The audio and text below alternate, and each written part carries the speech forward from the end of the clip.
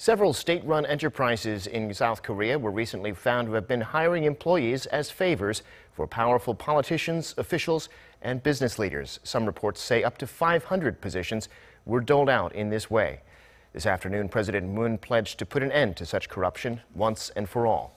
Also, on the decision to resume construction of the Shin Kori 5 and 6 nuclear reactors, President Moon said that in tomorrow's cabinet meeting, he and his ministers will evaluate the process of gathering public opinion that led to that decision.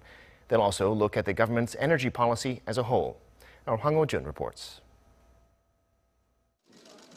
In Monday's meeting with his top aides, President Moon called for an out-and-out inspection of South Korea's public institutions if necessary regarding the recruitment processes. The meeting began on a positive note as President Moon emphasized the recent upswing in the nation's economy, pointing to the recent increase in exports and the economic growth rate estimated at 3%. The nation's sovereign credit rating also remains strong despite the risk posed by North Korea and China's so-called THAAD retaliation. However, President Moon then sternly admonished the public enterprises that unfairly recruited employees as favors for powerful political and economic figures. He said they were supposed to be models of integrity, but had grossly violated society's standards of fairness and caused disappointment and a sense of betrayal among the people.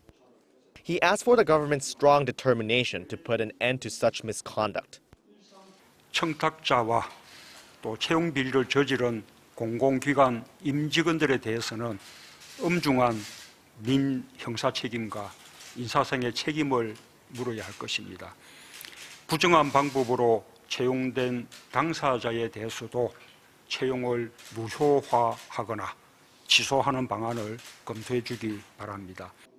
President Moon's remarks follow a public uproar over recent allegations made by both the ruling and opposition parties that several public enterprises, including the state-owned Gangwon Land, the only casino accessible to Koreans, the Financial Supervisory Service, the Korea National Oil Corporation, and the Korea Gas Safety Corporation, recruited quite a few new workers last year as favors for those in power, including politicians, business leaders, and ranking prosecution officials.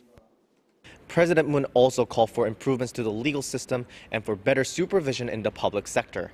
He warned that public enterprises and the ministries responsible for keeping tabs on them will face serious consequences should such widespread corruption occur again.